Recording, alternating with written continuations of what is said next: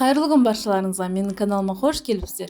Бүгін сіздерге денсаулыққа өте пайдалы, темірдің көзі болып табылатын анемияға қарсы осындай без глютен нанның рецептімен бөлісетін боламын. Жасалу жолы өте оңай, видеоның соңына дейін қарап, осы рецепт бойынша жасап көріңіздер. Ең алдымен бізге пшено мен чечевица керек болады. Жақсылап жуып алып, бір түнге суға салып қоямыз. Одан кейін тағы ағын суда жуып аламыз.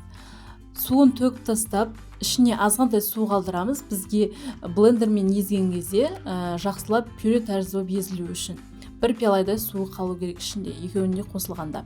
Осылайша екеуін салып алып, жақсылап пюре тәрізді болып езіп аламыз. Сізде қандай блендер бар, сол блендермен езсеңіз болады. Езілген пюре тәріздес массамызды мінекей ыдысымызға саламыз. Осының үстіне жарты чай қасық тұзымызды саламыз. Және разрыхитель салып жібереміз. Өз қалауынша соданы уксуспен газ істесеңіздер болады. 2 ас қасық сұйық май құйып жібереміз және жақсылап араластырып аламыз.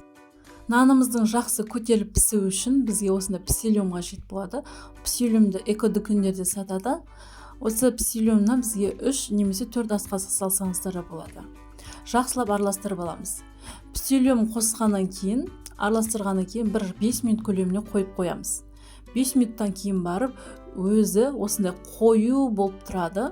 Яғни псилиум артық суды бойына сіңіріп алады.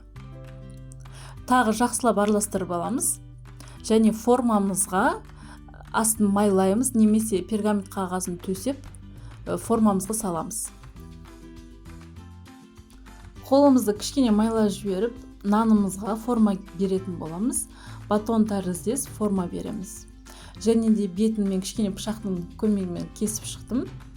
Және үстіне мак сеуіп шықтым. Өз қалауынша асқабақ дәні немесе күнжіт сепсеңіздер де өте әдемі көрінетін болады.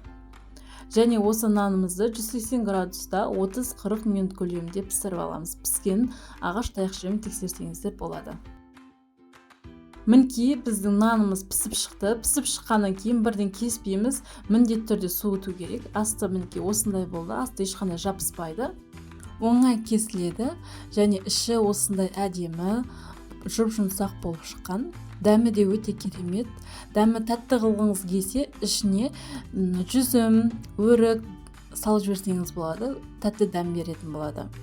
Немесе үстіне неше түрлі паштеттер, мед жағып жесеңіздер өте керемет болады. Денсаулыққа пайдалы нанымыз дайын болды. Осы рецепт бойынша жасап көріңіздер.